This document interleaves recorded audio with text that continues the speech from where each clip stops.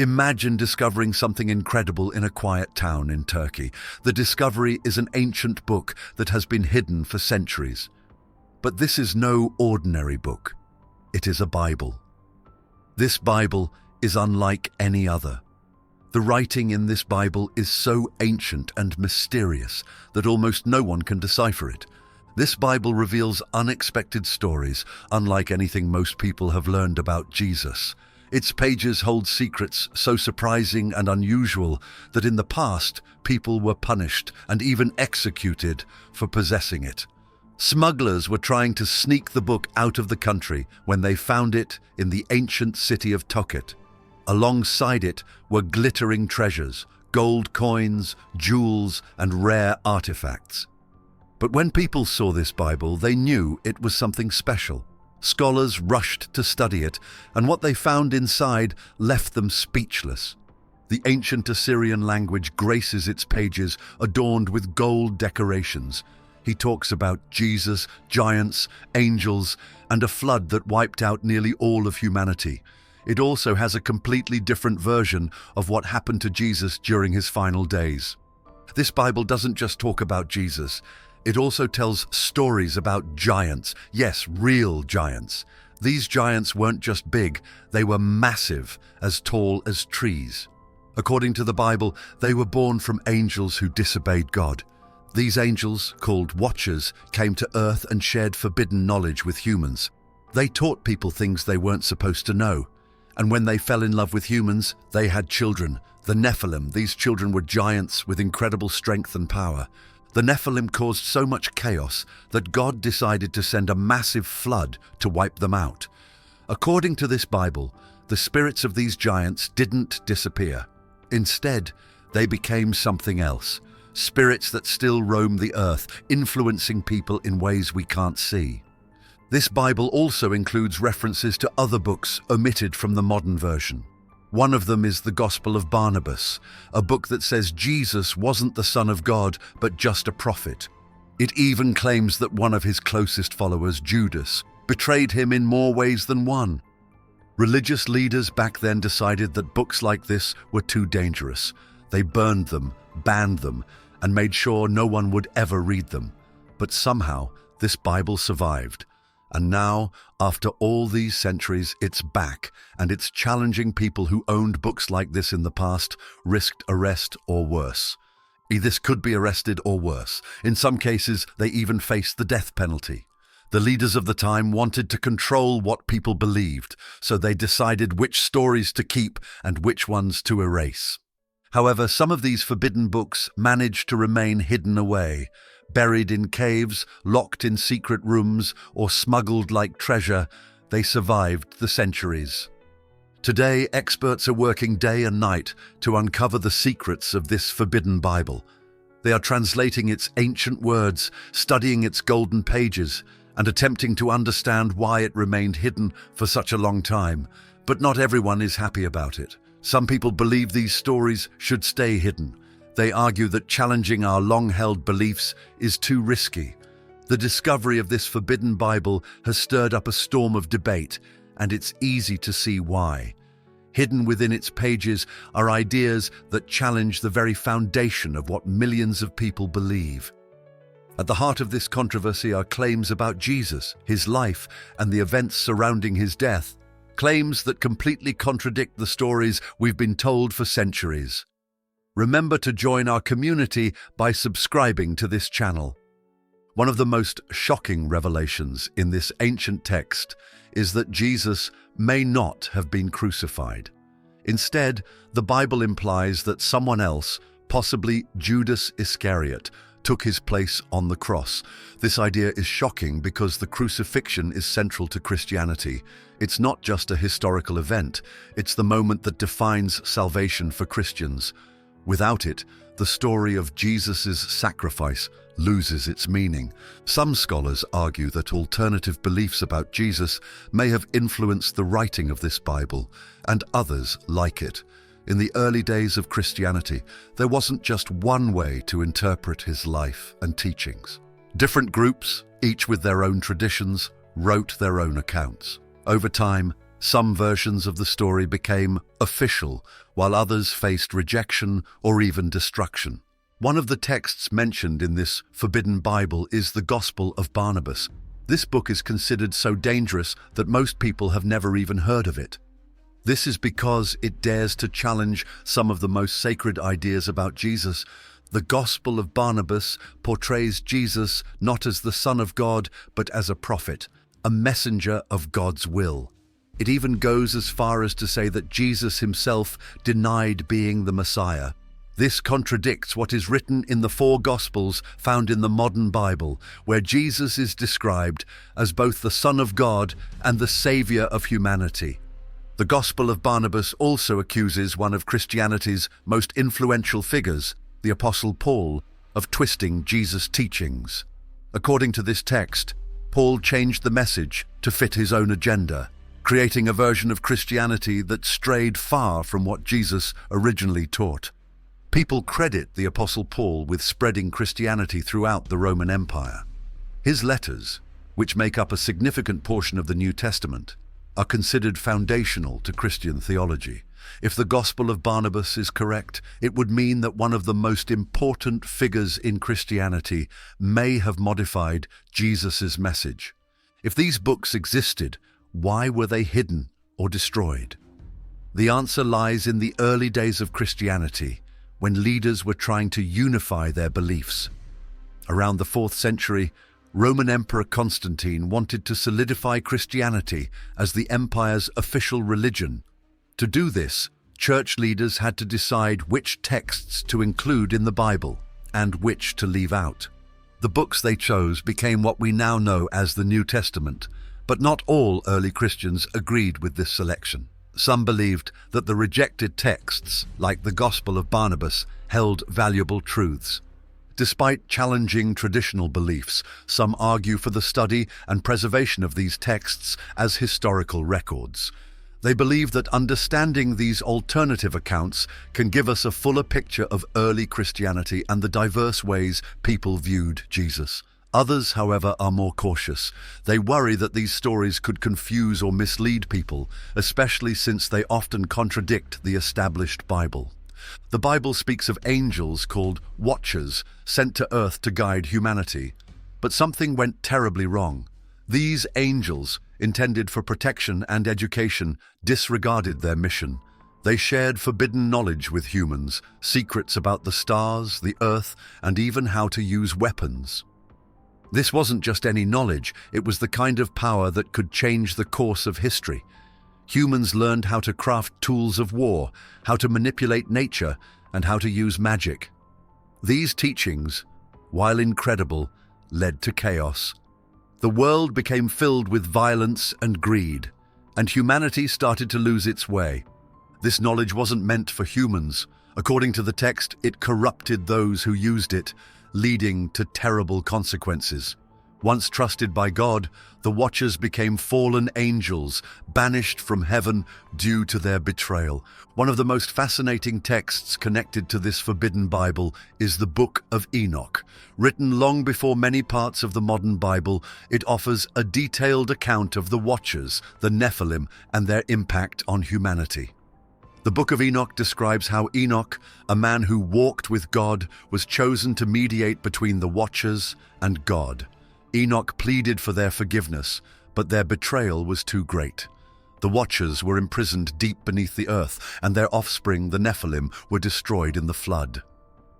What makes the Book of Enoch so important is its perspective. It paints a picture of a world where divine beings interact directly with humans, where knowledge is both a gift and a curse, and where humanity's choices determine its fate. The Watchers imparted knowledge not only for survival, but also for control. With it, humans could manipulate the natural world, wage wars, and even challenge the divine order. But this power came at a cost. The Bible suggests that forbidden knowledge leads to arrogance. Humans, armed with secrets they weren't ready to handle, became reckless. Chaos engulfed the world, shattering the delicate balance between good and evil. Some believe it's because power corrupts. The people in charge, whether they were religious leaders, kings, or scholars, feared what would happen if everyone had access to this knowledge. By keeping it hidden, they could maintain control. The Bible recounts stories of how the Nephilim terrorized the world. Tribes and communities lived in constant fear of their strength and cruelty.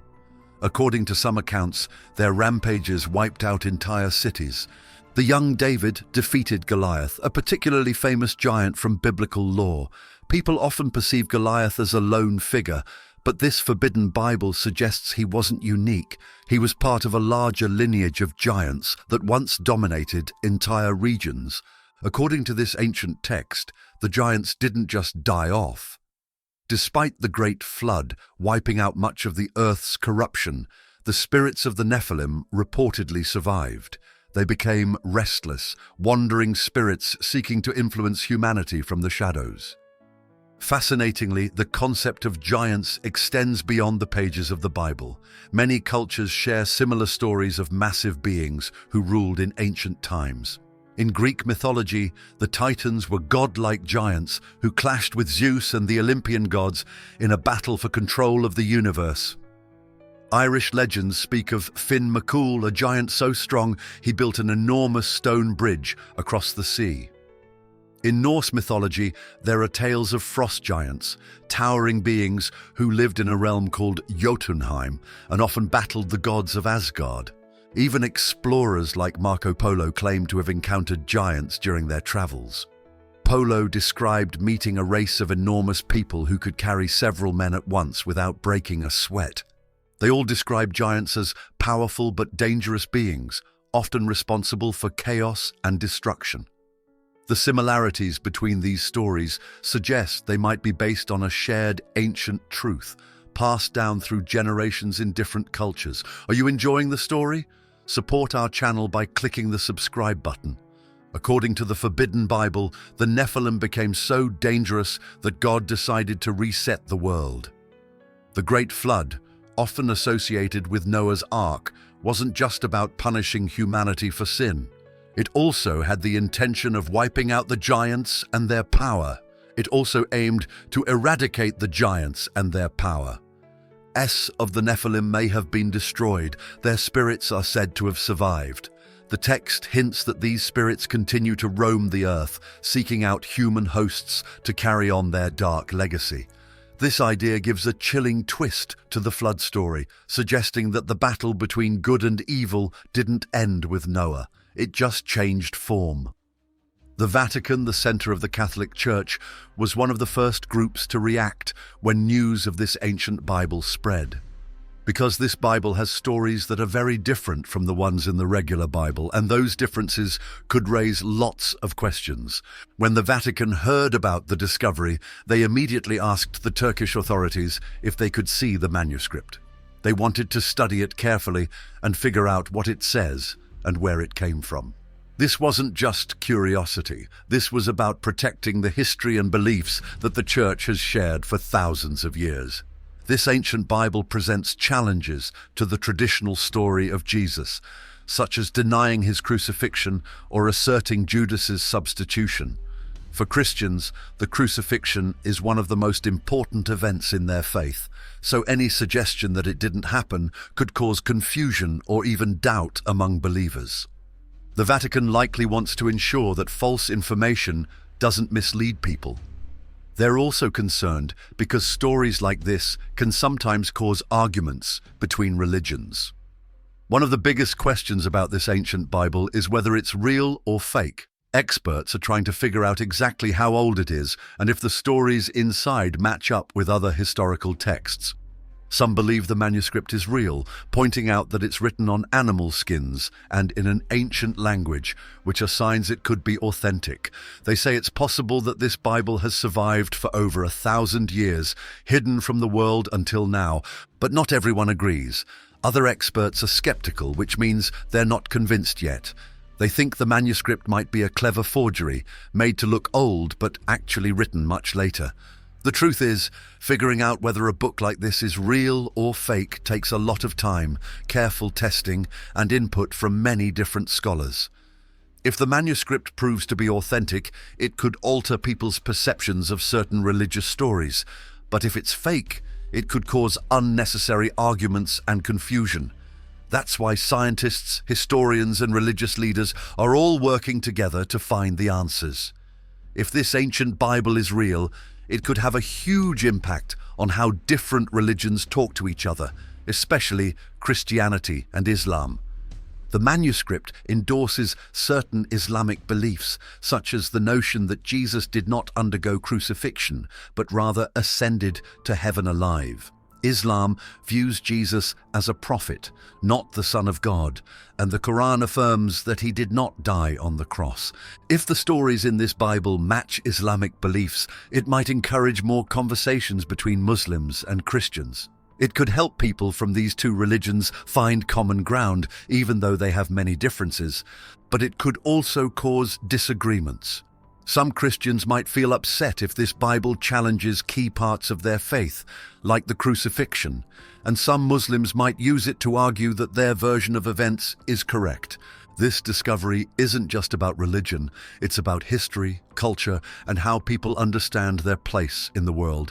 Whether or not the ancient Bible is authentic, it's making people think deeply about what they believe and why they believe it. The Bible is actually a collection of books written by different people over many centuries. Early Christians didn't have one single book to follow. Instead, they had lots of writings, letters, gospels, and stories about Jesus and the apostles.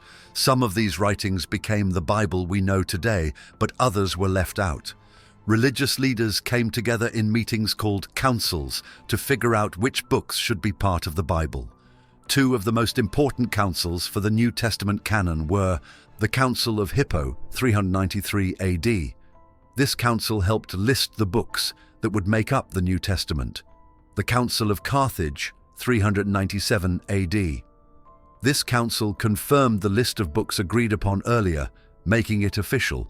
At these councils, the leaders didn't just pick books randomly. The leaders searched for writings that were prevalent in Christian communities, had connections to the apostles, and aligned with Christian teachings. Not all the writings about Jesus and his followers made it into the Bible. The early church excluded some books because they did not align with their beliefs. These excluded books are often called apocryphal or heretical, which means they were considered untrustworthy or even dangerous at the time. The timing of these texts also contributed to their exclusion.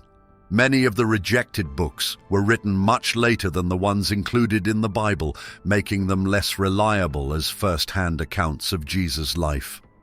Early church leaders understood that the stories people read shaped their beliefs. Including the wrong books could lead to confusion or even division among Christians. By carefully choosing which books to include, they hoped to create a unified set of teachings that would guide people in their faith. But deciding which books were right and which were wrong wasn't easy. Different Christian groups had their own favorite writings, and not everyone agreed on what should be included. For example, some groups valued books like the Gospel of Thomas, which contains sayings of Jesus not found in the New Testament. Others used books like the Apocalypse of Peter, which describes visions of heaven and hell. Whether you believe the canon was divinely inspired or shaped by human choices, one thing is clear. The Bible's formation was a journey filled with challenges and careful thought. And while we may not have all the answers, the questions themselves help us think more deeply about faith and history. The discovery of this ancient Bible in Turkey has stirred something profound in the hearts of many. It isn't just an old book with worn pages and golden lettering. It's a mystery that challenges everything we think we know about faith, history, and the power of knowledge. For centuries, people have turned to the Bible for guidance, but this forbidden manuscript dares to ask whether the version we know is the whole story.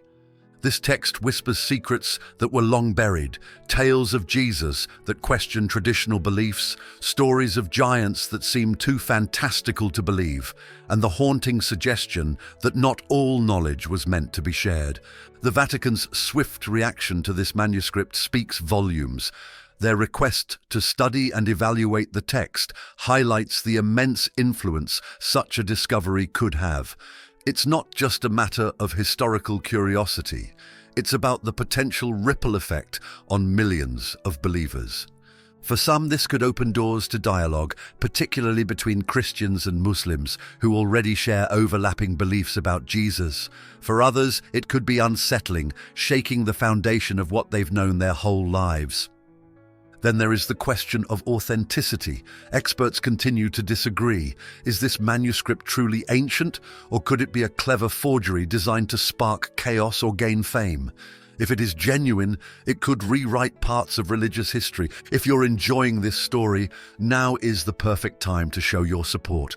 By tapping the Super Thanks button, you're helping to uncover more hidden truths, explore untold stories, and bring fascinating discoveries like this to life. If not, it still challenges us to think critically about the texts we trust and the stories we accept without question. Either way, it forces us to consider how much of what we know is shaped by decisions made centuries ago, decisions by people who wielded the power to decide what the world should believe. This ancient Bible doesn't just give us answers, it raises questions. It reminds us that history isn't fixed and that the stories we've inherited have been shaped, edited, and sometimes hidden. It dares us to look beyond the surface, to wonder about the truths that have been lost or intentionally buried. And most importantly, it asks us if we're ready to handle the weight of those truths. Whether you see this forbidden Bible as a threat, a treasure, or a tool for reflection, it leaves us with one undeniable truth. The past still holds mysteries waiting to be uncovered. What we do with those mysteries is up to us. The discovery of this manuscript is not just about faith or history. It's about curiosity, courage, and the human desire to seek the truth, even when it's unsettling. The journey this text takes us on is far from over. Its impact will echo through conversations, debates, and beliefs for years to come. What it changes, if anything, remains to be seen. Thanks for watching. Join our community by subscribing to this channel. Until the next video.